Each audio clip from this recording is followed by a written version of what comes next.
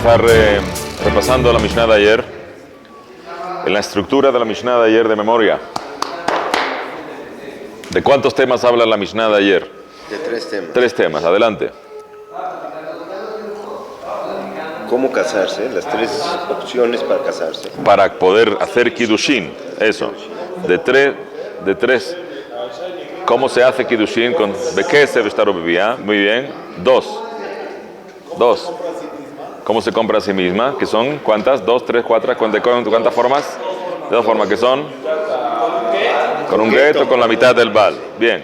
Y entre esas 2 que había, entre esas 2 había un temita. Es el tercer tema de la Yevamá, pero en medio había un temita del Kesef, que es que una discusión entre quién y quién. Si es con qué. Si es con Peutá, con un dinar o con. Ok. Si es Prita de Pruta de Kama y Pruta, Echad Mishmone Beisar Beitalki Bekonet Atzma Beket. Sí, una discusión interesante ahí en el Iyun. Y después el caso de la Yevamá, que la Yevamá se casa de ¿cuántas formas? ¿De cuántas formas se casa? Una sola forma, la vía. ¿Y de qué forma se compra a sí misma? Con Hatzá o con la muerte del Yavam. Perfecto. Ok, esa es la Mishnah. Ya fue mejor. Entonces alguien me da una leidita así para entrar en calor. Una leidita de la Mishnah. Toda la Mishnah. Leidita así, cantadita, bien. Con tam. Hay Shaniknit Bishlosha Drachim. Adelante, Mishnah. ¿Sí? ¿Lo traduzco o solo lo leo? Léelo. Sí, yo me voy a enterar si te entiendes o no. Te voy a parar. Pero tienes que leerlo. Acuérdate, no se trata. O sea, esto no es como las poesías de los colegios, a ver si se lee bien. Se trata de que a medida que vas a entender, vas leyendo, vas tratando de entender. Si no lo consigues, paras. Pero tenemos que ser muy verdaderos, porque aquí no se trata de pasar un examen, sino se trata de entender cómo una persona tiene que estudiar, porque eso es lo que va a suponer nuestra alegría.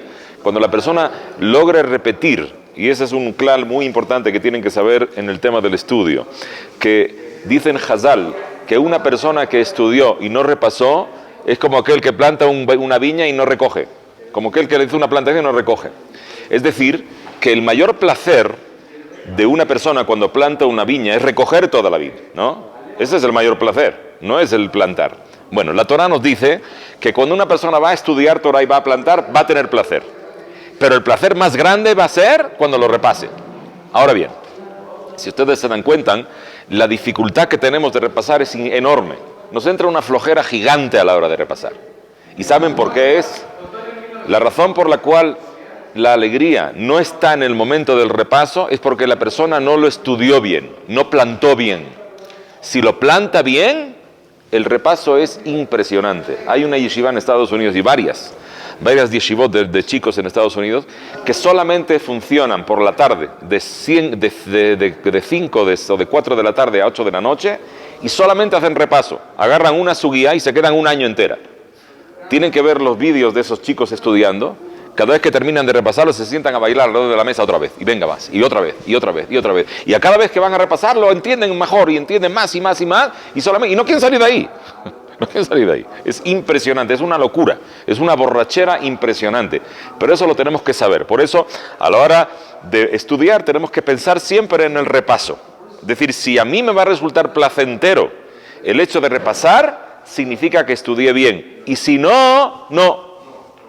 Y si no, no. Es decir, si cuando llegamos al Shabbat, que es el momento de repasar como Dios manda, ¿no? Y vamos a repasarlo aquí con la Gemara bien, y le damos a Nuestra Señora el Tashema para que nos vea si el español lo entiende o no lo entiende, y nosotros nos quedamos con lo normal. Si nosotros tenemos disfrute de hacerlo, entonces estudiamos bien. Si no, no estudiamos bien. Tenemos que volver a empezar. ¿Ok? Por eso lee con la intención de entender cada palabra y palabra que dices. Aisha Niknet.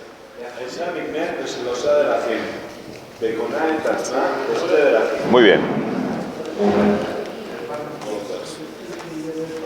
נגמין בכסף, בשטר ובביאה. בכסף, בית שהם היו אומרים, בדינר ובשווה דינר. Muy bien. ובדינר אומרים, בפרוטה ובשווה פרוטה. Yufi. בכמה היא פרוטה? אחד משמונה בישר האיטלקית. וקונה את עצמה בגט ובמיטת הבעל. Muy bien. En este caso, וקונה את עצמה בגט ובמיטת הבעל es matrimonio normal.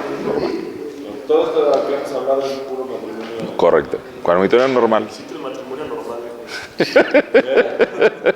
Si no, vénganse esta tarde a ver qué pasa. A ver qué pasa con ese manicomio.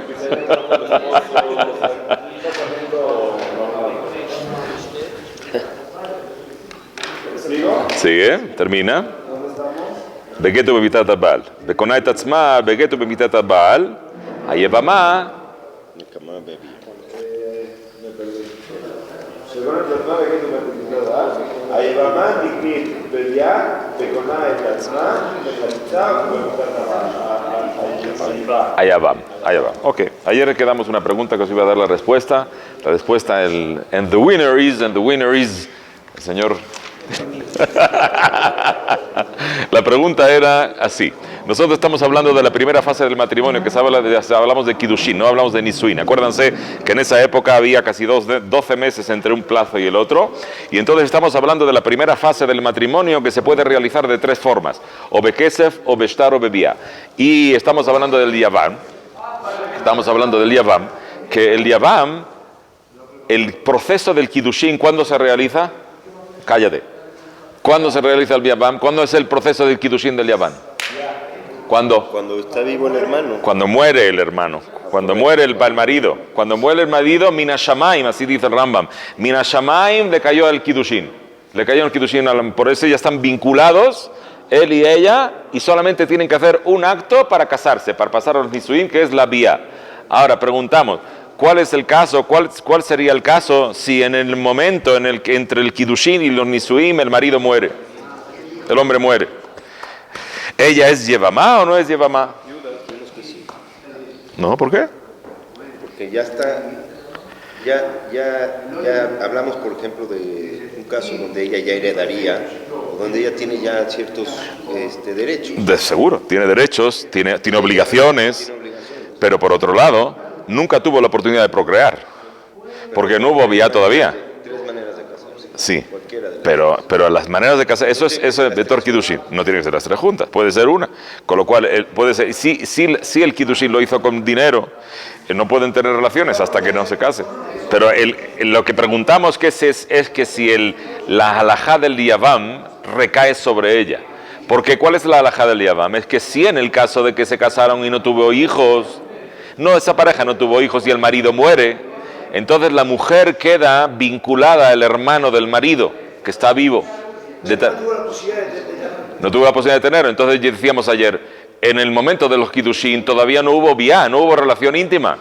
Entonces está comprometida nada más, no es que está casada determinadamente, porque faltan los Nisuim, falta el segundo paso. Entonces está ahí como entre medias. Entonces está en el aire. Entonces dijimos, a lo mejor puede ser, pues sí, que puede ser que no, puede ser que sí, puede ser que no.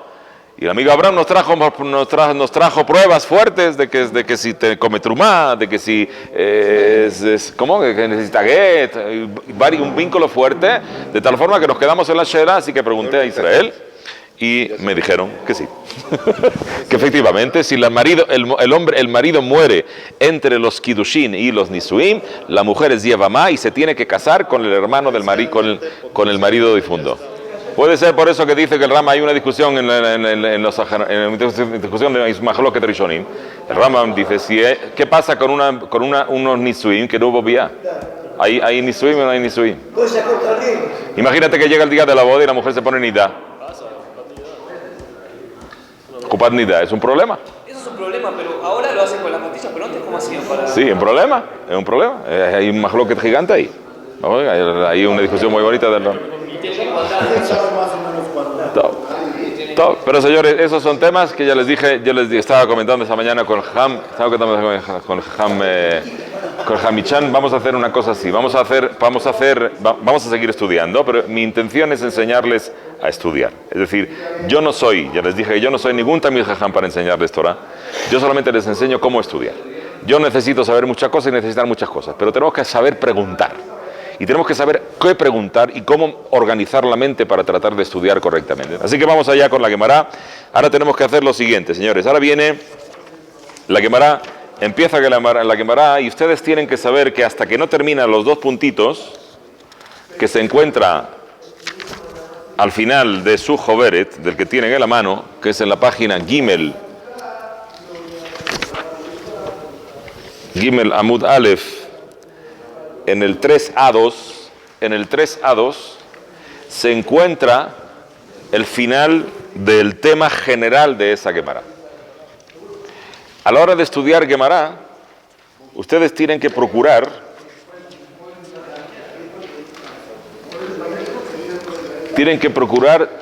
abarcar de forma muy superficial todo el tema de la Gemara, para luego ir bajando poco a poco cada uno de los temas de la Gemara. Entonces ahora van a hacer el ejercicio, van a tardar unos 10 minutos, o 15 minutos, o 13 minutos, en leer en español lo que dice la Gemara. Aquí, desde donde dice Gemara, vayan leyendo casi hasta el final del folleto. Lean de forma muy superficial. No quiero que lean de forma muy concisa, no les voy a hacer preguntas difíciles, solamente quiero que vayan encontrándome cuál es el Hut Ashidra, cuál es el hilo conductor de toda esta Gemara. Es decir, cuando los amoraim se encontraron con la discusión de esta Mishnah, ¿qué tenían en mente para decir lo que están diciendo? Y luego vamos a entrar en detalle de lo que están diciendo cada uno. Así que lean de forma como un periódico, Hamavdil, como un periódico, así, más como un periódico. El español, todo lo que dice el español, desde la Gemara, desde 2A2 hasta 3A2. 2A2 hasta 3A2. 2A2 hasta 3A2. Sí, del principio hasta el final. Léanlo totalmente shitji, muy superficial. No se preocupe que no voy a hacer preguntas de detalles. Con todas las notas y todo. Lo que puedan. Solamente quiero que me digan, que me averigüen cuál es el hilo conductor, el esqueleto de esta Gemara. ¿Cuál es el esqueleto? Está clarísimo, ¿eh? Está clarísimo, ¿eh?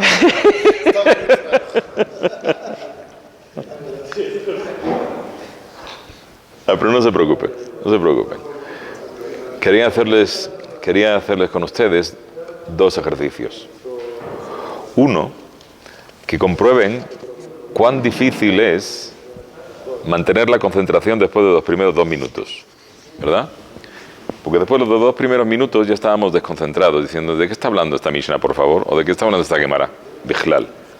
Si encima tenemos que estar a llegar hasta el final y tenemos prisa, y los otros están leyendo, peor. Ven que aquí hay una cantidad de información impresionante. Hay muchísima información. Cambia de temas, cambia de cosas, pero hay una línea conductora. ¿De qué está discutiendo la Gemara aquí? ¿Cuál es el punto? La forma de las palabras. El léxico. Es decir, ¿por qué emplea esta palabra y no otra? ¿Por qué esta palabra y no otra? ¿Por qué esta palabra y no otra? Está hablando de cómo se expresa la Mishnah. La Mishnah se expresa en un lenguaje extraño. Además, eso es lo primero que les llamó la atención a ustedes. Y se compra para sí, compra para él. ¿Qué es ese lashon tan extraño? El propio Rashi nos empieza a decir de que shalosh y sheloshá, que si femenino, que si masculino. La Mishnah se entera de eso. Entonces, ¿cuál es la intención de hacerles ver esto? La intención es que tengan ustedes una idea general de a dónde tienen que llegar. Tenemos que desplumar esta Mishnah y saber a qué se refiere la palabra y cada vocablo que se utiliza, por qué se utiliza de esa forma o no. La Gemara no deja un hueso sano, así decimos en España, así dicen aquí así, no deja un hueso sano. No se traga las cosas. Nosotros a la hora de estudiar solemos enzarzarnos, es decir, solemos emocionarnos con un tema que agarramos y nos quedamos así y nos vamos a casa. Pero eso es, como les dije, eso es un perfume. Eso no sirve para nada. ¿Saben por qué no sirve? Porque a la hora de repetirlo ya no saben cómo empezar a repetirlo. Sin embargo, si nosotros vamos a estructurar también esta Gemara y vamos a ir entrando, sí, en todos esos perfumes que traen cada una de las palabras, cuando vayamos a repetirlos, los vamos a recordar todos como una ristra, y va a ser precioso, va a ser un verdadero lazo impresionantemente grande. Así que, ya que estamos con ello, vamos a empezar por párrafos. Aquí en el Tashema hemos ido por párrafos para que fuéramos adquiriendo el conocimiento de cada cosa. Primer párrafo, ¿de qué está hablando? Donde dice la Gemara,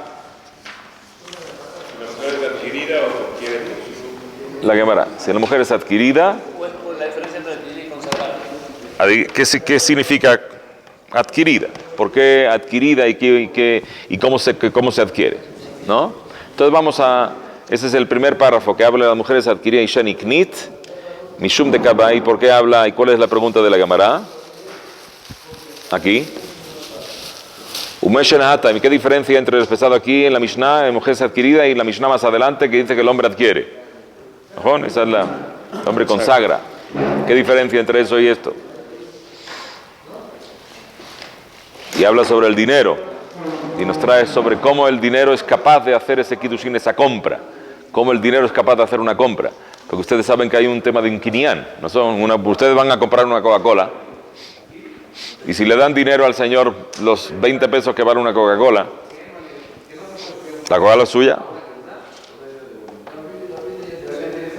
Hasta que uno le hace quinián. Hasta que no la agarras el quinián, no es tuya. Es decir, si tú vas al tendero y le dices, mira, te compro esa Coca-Cola por 20 pesos, le das 20 pesos. En ese momento viene Beto y dice, haga el favor, deme esa Coca-Cola, por favor, que está fría. Es la única que había fría. El tendero se la da a él. ¿Es mía? No hiciste quinián de ella. Todo el tiempo que no hayas hecho quinián de esa Coca-Cola en específico, no es tuya. El señor te debe 20 pesos, pero esa Coca-Cola no es tuya. ¿Qué es quinián? ¿Qué es quinián? ¿Qué es quinián? La Torah requiere que haya un acto físico para que el acto de la compra se realice y sea efectivo. Que haya un acto efectivo. Entonces hay muchos tipos de quinianim y en cada uno de tipos de cosas se hace un quinián. Por ejemplo, las cosas que son metaltelim, las cosas que son movedizas, que son muebles, el quinián se efectúa con el hecho de tomarlo, de levantarlo un tefaj.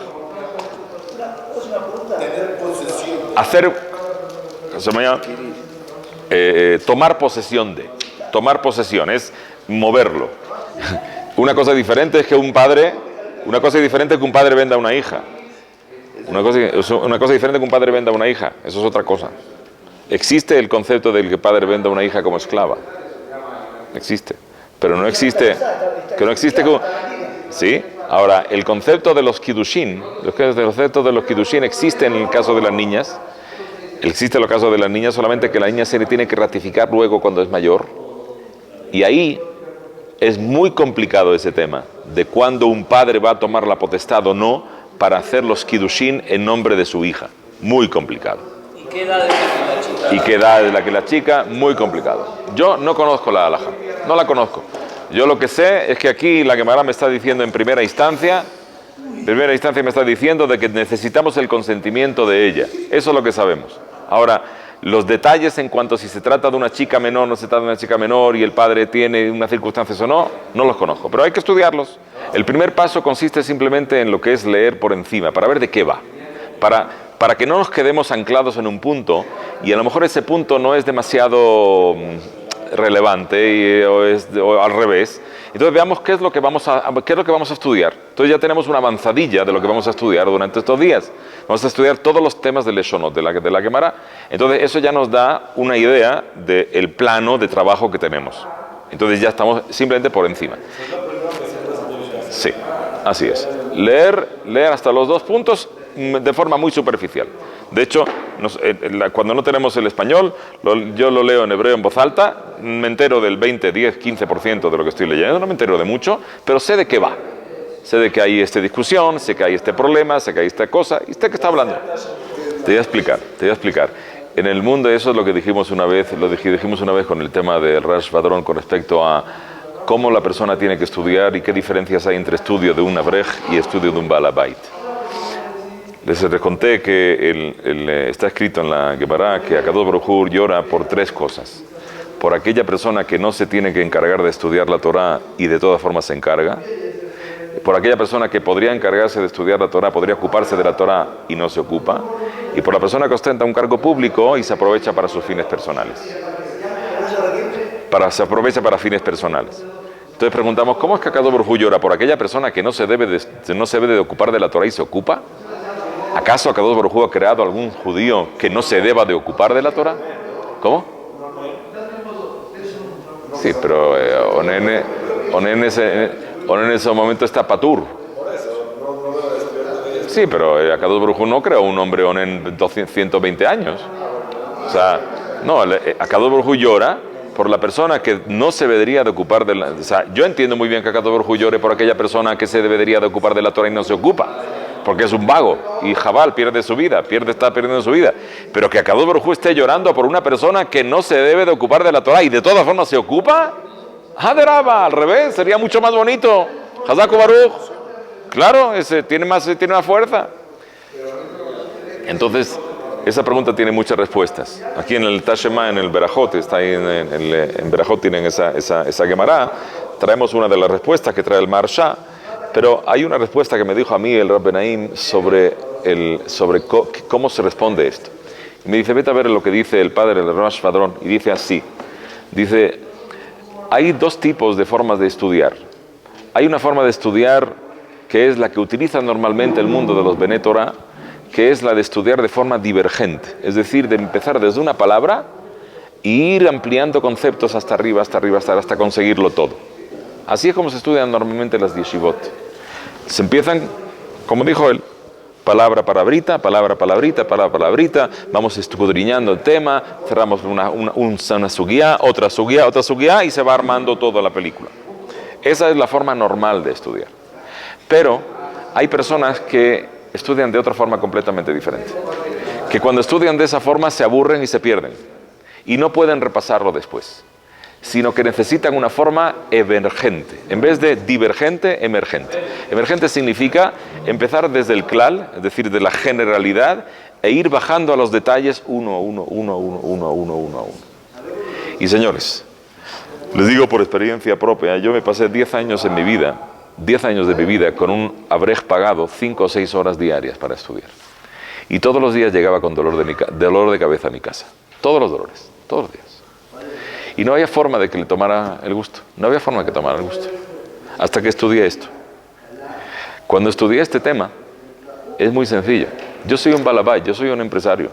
A mí si tú me vienes a hablar de un negocio, no me digas el número de la cuenta bancaria donde vamos a meterlo, el dinero. No. Dime de qué va el negocio, ¿no? ¿Que se trata de una construcción, de una importación? ¿De cuánto dinero estamos hablando, Bijlal? ¿De qué inversión? Estamos hablando de 10, 20, de 10 millones, ¿de cuántos millones? ¿De qué estamos hablando? Y después háblame de detalle, vete hablándome de la generalidad y luego al detalle. Pero si me vienen hablando de los detalles, yo no entiendo. Sencillamente me aburro y pierdo la paciencia. El Baal Habait, que tenemos cosas pendientes y que estamos con el reloj pendiente para dentro de ocurrir cualquier cosa, cuando nosotros nos vamos de aquí, después de haber estudiado un prat, un detalle, el pasar la puerta de la calle se te olvida. Y al día siguiente vuelves a empezar. Y no coordinas, no compaginas un puente con otro. De tal forma que no retienes lo estudiado y no tienes el sipuk, no tienes la alegría de repasarlo. Por eso, dice Rash Vadrón, por esas personas Akadosh Baruj Hu llora. Porque se están ocupando malamente de la Torah. Y no están agarrando el gusto de la Torah. ¿Por qué? Porque están siguiendo como borregos, como todo el mundo enseña y como todo el mundo aprende. Y tienes que ser particular, original y creativo para que tu Torah te sea agradable para ti. Entonces no estoy diciendo que esta es la forma de estudiar. Estoy diciendo que en general para un Baal Habait la mejor forma de estudiar es esta. Es abrir todo el abanico. Fajarse 15 minutos en estudiar lo que estábamos diciendo, lo que vamos a ver, y luego ir parte por parte a ver trocito a trocito para estudiarlo correctamente. Porque así te va a quedar un hilo conductor que dices, ahora señores, esta Gemara está hablando de todos los leshonot, de los cambios de léxico que utiliza la Mishnah. Que si shalosh, que si niknit, que si mekudeshe, toda esa historia. Y ese es el punto y la razón por la cual estamos haciéndolo así, para ver que prueben. Pero de nuevo, si ustedes piensan y a ustedes les viene mejor hablar de estudiar de otra forma, estudiar palabra a palabra, o para hacer, adelante. La otra cosa que también quería ganar es llevarles al entendimiento de que cuando uno está estudiando Gemara, necesitamos trabajar la cabeza y no trabajar el impulso. Nosotros nos precipitamos a la hora de dar opiniones y a la hora de traer cuentecitos de la casa, pero no estamos siguiendo los raíles de la propia Gemara. La Gemara tiene unos raíles, tiene un camino bien trazado. Entonces ese camino bien trazado es conveniente saberlo y tenerlo siempre en mente, para que cuando estemos estudiando sepamos cuándo volver a esos raíles y seguir por el camino. Si no, nos perdemos y se evapora todo y no queda absolutamente nada de lo que estudiamos. Esas son las dos razones por las cuales les dejé 15 minutos sufriendo, para que entiendan cómo se debe de agarrar una Gemara para tener control de ella, Vamos a leer en concreto el primer párrafo de la Gemara, Aisha Niknet. ¿De qué habla este párrafo? Léanlo de nuevo y estructúrenmelo. Maisha Neha Hadit. Venga. ¿La Gemara? ¿Este primer trozo de qué habla? Dice que hay una diferencia entre el pesado acá y en otra Mishnah que encuentran que habla de forma diferente. Ya fue. Que ahí habla de que aquí habla de que la mujer es adquirida y habla de... Y aquí habla que el hombre consagra. ¿Qué diferencia hay entre uno y otro?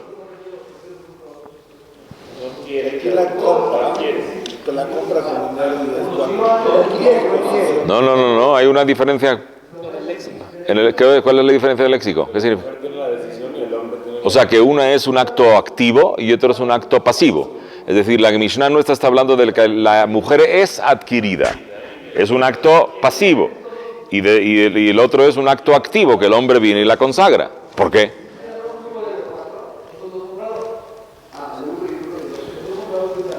O sea, todo deriva por qué la Mishnah no usa la palabra consagrar, que el hombre consagra a la mujer. Esa es la pregunta de la Gemara. Yo tengo otra pregunta. Para ver de quién es la decisión, ¿no? Esa es la respuesta, sería mi pregunta, pero la Gemara no pregunta eso. La Gemara pregunta que por qué no utiliza la palabra consagrar. No, más bien pregunta si el hombre consagra a la mujer. No, pero está hablando aquí, la Gemara está preguntando sobre el lashon de comprar o de consagrar. Habla de niknet o mekudeshet. Esa es la disquisición de aquí de la Gemara. No está hablando si es un lenguaje pasivo o activo, como yo les dije. Que esa es mi pregunta personal, pero la Gemara no pregunta eso. ¿Qué diferencia entre adquirir y consagrar? ¿Ok? ¿Qué responde? Adquirir con dinero.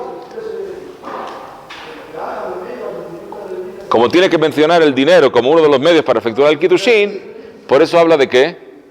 De niknit. Habla de comprar. Porque el comprar está relacionado con dinero. El Kiddushin no. O sea, consagrar no. Consagrar puede ser otra cosa, puede ser una palabra, ¿no? Puede ser un documento. O sea, dado que uno de los medios para hacer Kiddushin es el dinero. Utilizar la palabra. ¿Está claro? Considerar viene a ser un sinónimo de apartar, o sea, Apartar y designar. Apartar y designar. Esto está apartado y designado. Como yo digo, esto es para el Hekdesh. Ares de Hekdesh. Eso es consagrar. Esto está apartado para el... Sí, en español, pero... Consagra, o sea, consagras a tu señora. Sí. Porque eso es consagrar significa apartar. Consagrar significa Arean Mekudeshet. ¿Pero qué significa la palabra Mekudeshet? ¿Qué significa consagrar? A ver, ¿qué significa consagrar? Apartar, reservarla. Resérvemela. Eso es, ¿qué significa consagrar? ¿Qué significa Mekudeshet? ¿De qué palabra viene la palabra Mekudeshet?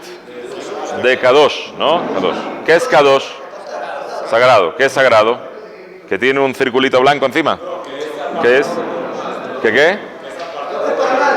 Que es apartado. ¿Qué significa que es apartado? O sea,